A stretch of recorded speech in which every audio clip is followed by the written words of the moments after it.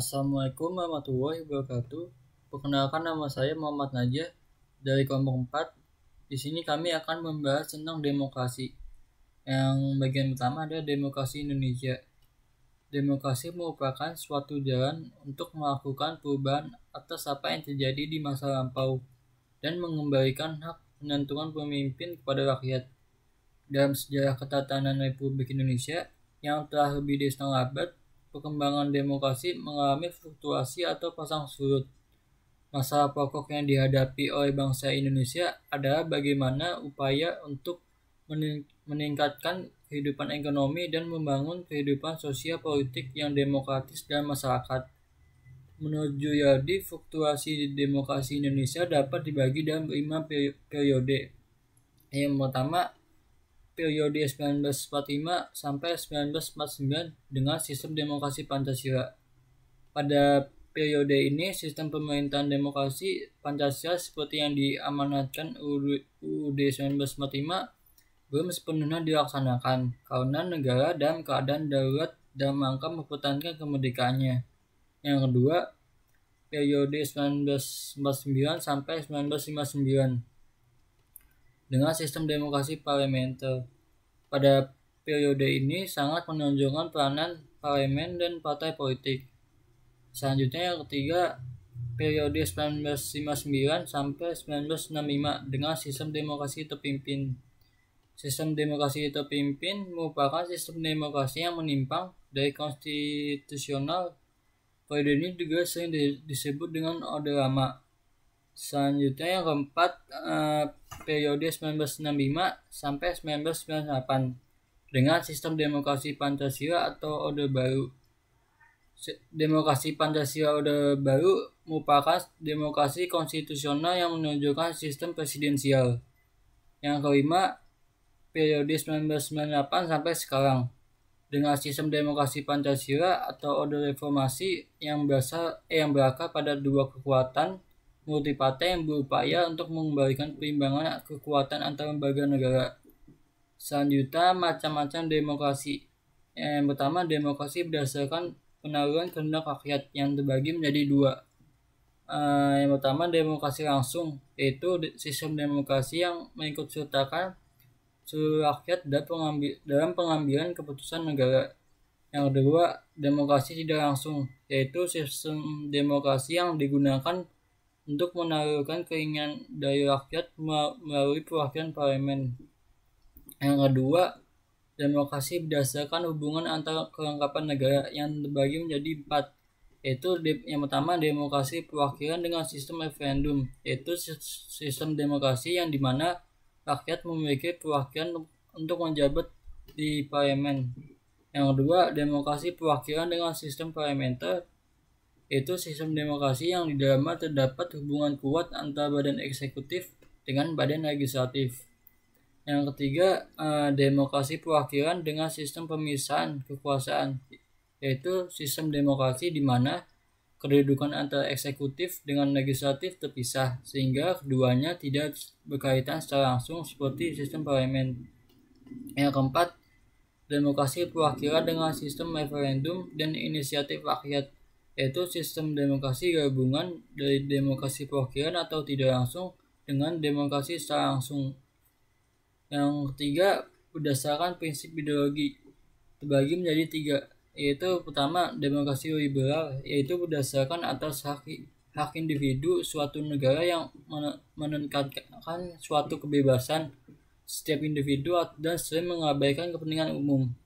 Yang kedua, demokrasi rakyat, berdasarkan atas hak pemerintah dalam suatu negara yang didasari dari paham sosialisme dan komunisme yang mementingkan kepentingan negara dan kepentingan umum. Yang ketiga, demokrasi Pancasila yang bersumber dari tata nilai sosial dan budaya bangsa Indonesia dengan berdasarkan musyawarah dan mufakat yang mengutamakan kepentingan umum. Nama saya Ayu Kurnianingsih. Saya akan menjelaskan subtema C, prinsip-prinsip demokrasi di Indonesia. Untuk dapat melaksanakan demokrasi dengan baik, terlebih dahulu rakyat, terutama pada pelaksanaan kekuasaan, harus mengetahui dan memahami dengan baik prinsip-prinsip demokrasi, yaitu sebagai berikut. 1. Pemilik negara adalah rakyat, sehingga otoritas yang memiliki kekuasaan tertinggi. Oleh sebab itu, setiap warga negara memiliki hak untuk turut serta memilih wakil-wakil rakyat yang akan mewakilinya dalam memegang kekuasaan tertinggi, dan juga memiliki hak untuk bisa dipilih bagi jabatan tersebut atau jabatan di bidang kekuasaan lainnya. 2. Orang-orang yang mewakili rakyat untuk memegang kekuasaan tertinggi dalam suatu negara dengan status suatu anggota parlemen atau lembaga legislatif haruslah dipilih melalui suatu pemilihan umum yang diadakan setiap 5 tahun sekali. 3. Tidak boleh ada pengistimewaan kepada seseorang ataupun kepada partai tertentu, diantaranya tidak ada pemilikan istimewa pada jabatan apapun karena adanya ketetapan UUD atau UU walau dengan alasan apapun. 4. Harus ada undang-undang yang mengatur tentang struktur organisasi kekuasaan dalam negara dan mekanisme pelaksanaan kerjanya. D. Ciri-ciri demokrasi. Kata demokrasi seiring waktu memiliki sangat banyak pengertian. Namun di antaranya banyaknya pengertian yang berbeda, terdapat juga sejumlah persamaan penting yang menunjukkan universalitas konsep demokrasi berdasarkan kriteria-kriteria yang menjadi cerminan perwujudan konsep tersebut. Henry B. Mayo misalnya mencatat setidaknya ada 8 ciri utama yang harus diperhatikan untuk menilai apakah suatu masyarakat bersifat demokratis atau tidak, yaitu 1. Adanya penyesalan perselisihan dengan damai dan sukarela. 2. Adanya jaminan bagi terjadinya perubahan secara damai dalam suatu masyarakat yang sedang berubah. 3. Adanya pergantian penguasa yang berlangsung secara teratur. 5. Adanya pembatas atas pemakaian kekerasan cara minuman. 5. Adanya pengakuan dan penghormatan atas keanekaragaman. 6. Adanya jaminan penegakan keadilan. 7. Adanya upaya memajukan ilmu pengetahuan. 8. Adanya pengakuan dan penghormatan terhadap kebebasan. Sekian dari saya.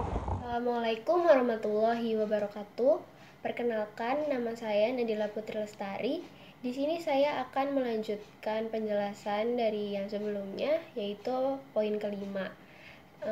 Poin kelima itu unsur-unsur tegaknya demokrasi. Nah, tegaknya demokrasi di suatu negara itu sangat bergantung kepada unsur-unsur penopang dari demokrasinya itu, demokrasi itu sendiri.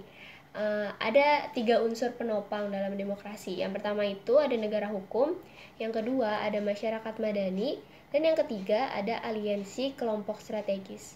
Nah, yang pertama negara hukum itu adalah negara yang memberikan penjaminan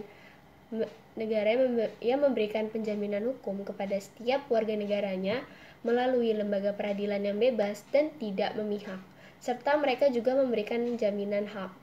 Nah, yang kedua itu ada masyarakat madani, yang bercirikan masyarakat yang memiliki pemikiran yang luas dan mereka bisa menerima perbedaan pendapat yang ada, terus juga mereka bersifat egaliter dan mereka juga ikut serta secara aktif dalam menegakkan demokrasi. Nah, yang ketiga itu ada aliansi kelompok strategis yang meliputi lembaga politik, ada kelompok gerakan, dan juga ada kelompok penekan atau kelompok kepentingan yang di dalamnya itu ada pers yang bebas dan bertanggung jawab. Assalamualaikum warahmatullahi wabarakatuh. Perkenalkan, nama saya Fitria Ranamani dari kelompok 4. Di sini saya akan menjelaskan mengenai pelaksanaan demokrasi di Indonesia. Demokrasi di Indonesia pada hakikatnya terbagi ke dalam 5 periode. Yang pertama adalah periode tahun 1945 hingga tahun 1949. Yang kedua adalah periode tahun 1949 hingga tahun 1959 atau yang dikenal dengan demokrasi parlementer. Yang ketiga adalah periode tahun 1959 hingga tahun 1965 atau yang dikenal dengan demokrasi terpimpin. Yang keempat adalah periode tahun 1965 hingga tahun 1998 atau yang dikenal dengan demokrasi Pancasila. Dan yang kelima, periode tahun 1998 hingga sekarang. Sejak kemerdekaan Indonesia pada tanggal 17 Agustus 1945, Undang-Undang Dasar Negara Republik Indonesia tahun 1945 memberikan penggambaran bahwa Indonesia adalah negara demokrasi. Secara hierarki, seharusnya rakyat adalah pemegang kepemimpinan negara, melalui mekanisme perwakilan yang dipilih dalam pemilu.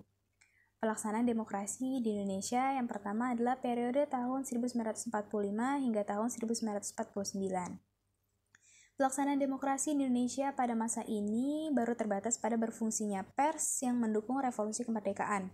Adapun elemen-elemen demokrasi yang lain belum sepenuhnya terwujud karena situasi dan kondisi yang tidak memungkinkan. Hal ini dikarenakan pemerintah harus memusatkan seluruh kekuatannya bersama rakyat untuk mempertahankan kemerdekaan dan menjaga kedaulatan negara. Yang kedua adalah periode tahun 1949 hingga tahun 1959, yaitu demokrasi parlementer. Beberapa kesuksesan pelaksanaan demokrasi pada masa ini adalah yang pertama, lembaga perwakilan rakyat atau parlemen berperan penting dalam proses politik. Yang kedua, akuntabilitas pemegang jabatan dan politisi pada umumnya sangat tinggi. Yang ketiga, kehidupan kepartaian memperoleh peluang sebesar-besarnya untuk berkembang secara maksimal.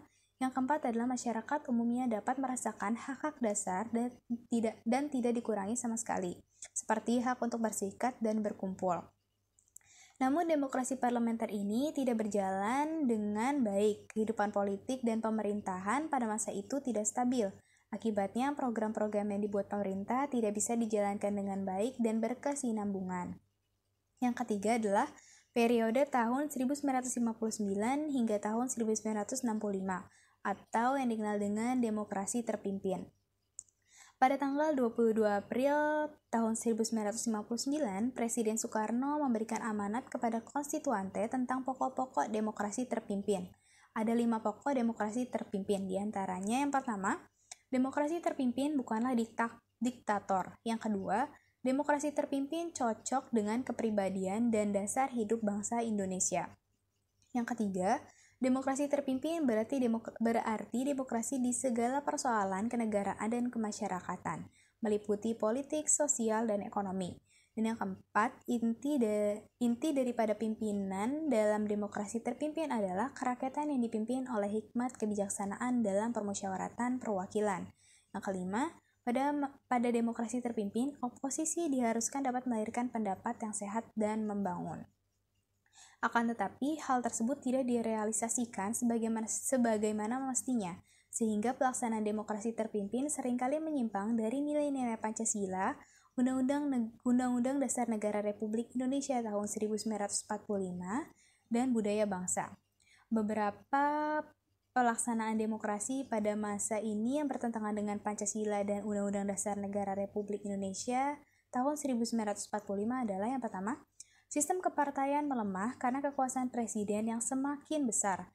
Yang kedua, peran kontrol DPR gotong royong atau DPR-GR melemah. Yang ketiga, pemilu tidak terselenggara.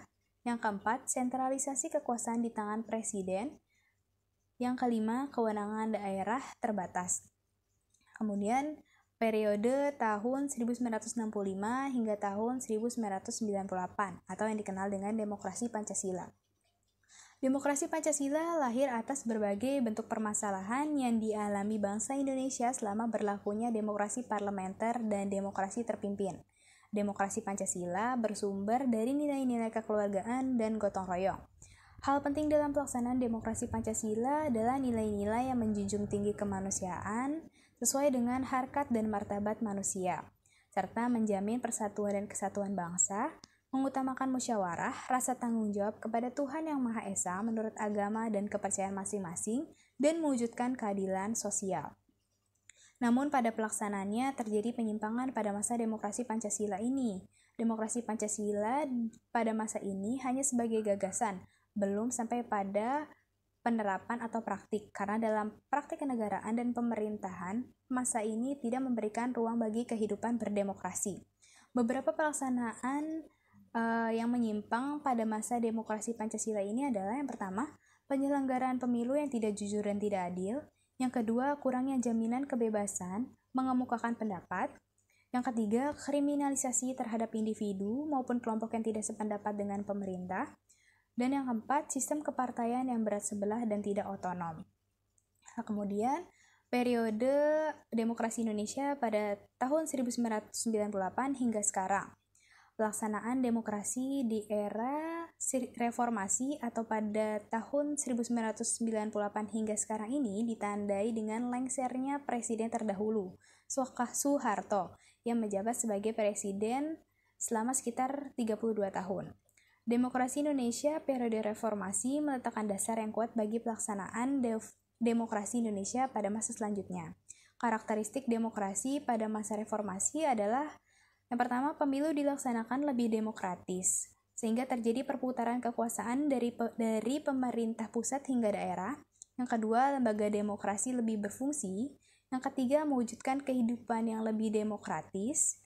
Yang keempat, memaknai demokrasi Pancasila sebagai nilai-nilai budaya dan politik yang mempengaruhi sikap hidup politik pendukungnya. Yang kelima, partai-partai politik ini lebih dapat mandiri. Yang keenam, setiap warga negara yang mampu dan memenuhi syarat dapat menduduki jabatan politik tanpa diskriminasi. Kemudian yang terakhir adalah hak-hak dasar warga negara terjamin. Halo, nama saya Rika Octavia. Saya ingin membahas pemilu di Indonesia dalam lintas sejarah. Pemilihan umum atau pemilu awalnya ditujukan untuk memilih anggota lembaga perwakilan seperti DPR, DPRD provinsi, DPRD kabupaten atau kota. Setelah amandemen keempat Undang-Undang Dasar 1945 tahun 2002, pemilihan presiden dan wakil presiden atau pilpres yang awalnya dilakukan oleh MPR disepakati untuk dilakukan langsung oleh rakyat, sehingga pilpres pun dimasukkan ke dalam rezim pemilu. Pilpres sebagai bagian dari rezim pemilu diadakan pertama kali pada tahun 2004. Pada tahun 2007, pemilihan kepala daerah dan wakil kepala daerah atau pilkada juga dimasukkan sebagai bagian dari rezim pemilu. Selanjutnya, kronologis pemilu di Indonesia. Pemilihan umum pertama dilaksanakan tanggal 29 September 1955 untuk memilih anggota parlemen atau DPR. Tanggal 15 Desember 1955 untuk memilih anggota Dewan Konstituante, diikuti oleh 28 partai politik. Pemilihan umum kedua dilaksanakan pada tanggal 3 Juli 1971 yang diikuti sebanyak 10 partai politik. Pemilihan umum ketiga dilaksanakan pada tanggal 4 Mei 1977 yang diikuti oleh 2 partai politik dan 1 golongan karya. Hal ini dikarenakan terjadi fusi partai politik dari 10 parpol peserta pemilu 1971 disederhanakan menjadi 3 dengan ketentuan sebagai berikut, yaitu partai yang berhaluan spiritual material fusi menjadi PPP atau Partai Persatuan Pembangunan, partai yang berhaluan material spiritual fusi menjadi PDI atau Partai Demokrasi Indonesia, dan partai yang bukan keduanya menjadi Golkar atau golongan karya. Pemilihan umum keempat dilaksanakan pada tanggal 2 Mei 1982. Pemilihan umum kelima dilaksanakan pada tanggal 23 April 1987. Pemilihan umum keenam dilaksanakan pada tanggal 6 Juni 1992. Peserta pemilu masih 2 partai politik, yaitu PPP dan PDI, serta 1 golongan karya. Pemilihan umum ketujuh dilaksanakan pada tanggal 29 Mei 1997. Peserta pemilu adalah PPP, PDI, dan Golkar. Pemilihan umum ke-10 dilaksanakan pada tanggal 9 April 2009 untuk memilih anggota legislatif. Sedangkan pemungutan suara pilihan presiden tahap 1 dilaksanakan pada tanggal 8 Juli 2009. Penetapan hasil pemilu tahap 1 diumumkan pada tanggal 25 sampai 27 Juli 2009. Pemilihan presiden tahap 2 dilaksanakan pada tanggal 8 September 2009 dan untuk penetapannya dilaksanakan pada tanggal 25 sampai 26 September 2009. Pemilu ke-11 dilaksanakan pada 17 April 2019. Dan untuk pemilu tahun ini, untuk pertama kalinya pemilihan presiden dan pemilihan anggota legislatif dilakukan serentak.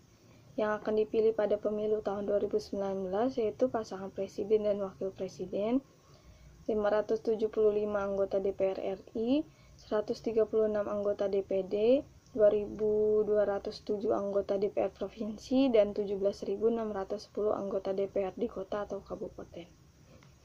Sekian dari saya. Halo, aku Teresia. Di sini aku mau bahas di bagian B mengenai hubungan demokrasi dan pemilu.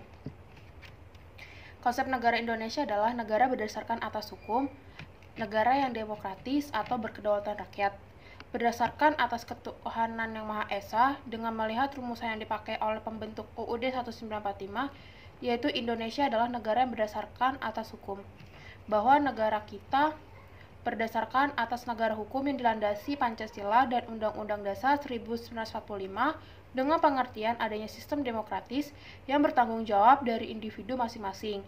Negara kita menjamin kebebasan tiap-tiap individu untuk mengeluarkan pendapat dan aspirasinya. Untuk mengeluarkan pendapat dan aspirasinya, rakyat Indonesia dapat melakukan pemilihan umum, yaitu pemilihan umum merupakan sarana pelaksanaan kedaulatan rakyat dalam negara kesatuan Republik Indonesia yang berdasarkan Pancasila dan Undang-Undang Dasar Republik Indonesia tahun 1945.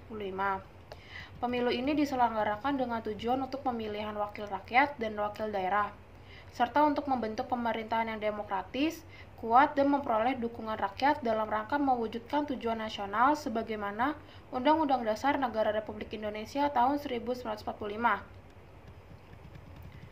Pemilu dilaksanakan oleh negara Indonesia dalam rangka mewujudkan kedaulatan rakyat, sekaligus penerapan prinsip-prinsip atau nilai-nilai demokrasi, meningkatkan kesadaran politik rakyat untuk berpartisipasi aktif dalam pemilihan umum demi terwujudnya cita-cita masyarakat Indonesia yang demokratis.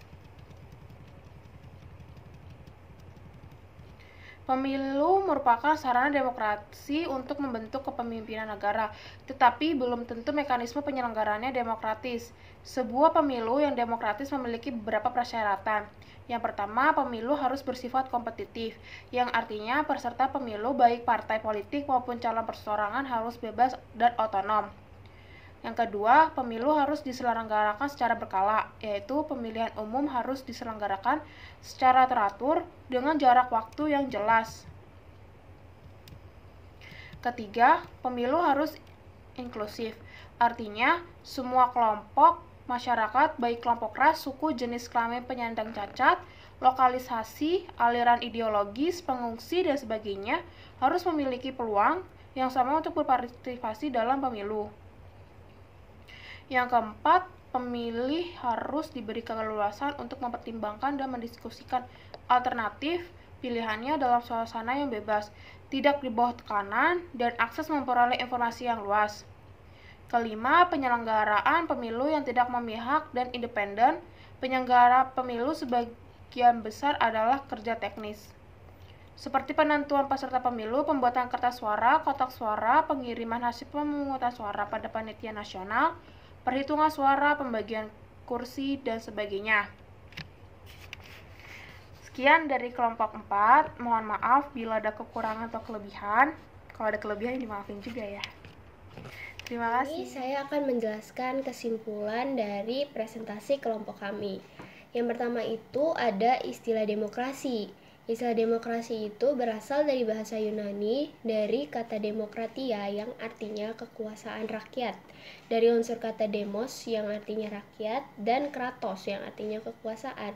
Nah, jadi bisa diartikan kalau demokrasi adalah pemerintahan rakyat, atau yang biasa kita kenal demokrasi itu artinya pemerintahan dari rakyat, oleh rakyat, dan untuk rakyat. Nah, yang kedua itu, demokrasi yang ada di Indonesia ini merupakan salah satu demokrasi terbesar dan juga sudah berlangsung selama 10 tahun dan itu akan selalu terus berkembang. Nah, yang ketiga itu ada hubungan antara demokrasi dengan pemilu. Yang pertama itu, pemilu itu bersifat kompetitif. Yang kedua, pemilu itu juga dilakukan secara berkala. Yang ketiga, pemilu itu juga bersifat inklusif. Dan yang keempat, para pemilih dalam pemilu itu diberikan kebebasan dalam menentukan suaranya. Dan yang kelima, penyelenggaraan pemilu itu tidak memihak atau bersifat independen. Nah, selanjutnya itu juga salah satu bukti atau contoh dari kedemokrasian Indonesia itu adalah dengan penyelenggaraan pemilu tadi. Nah, sekian presentasi dari kelompok kami. Kurang lebihnya mohon maaf. Wassalamualaikum warahmatullahi wabarakatuh.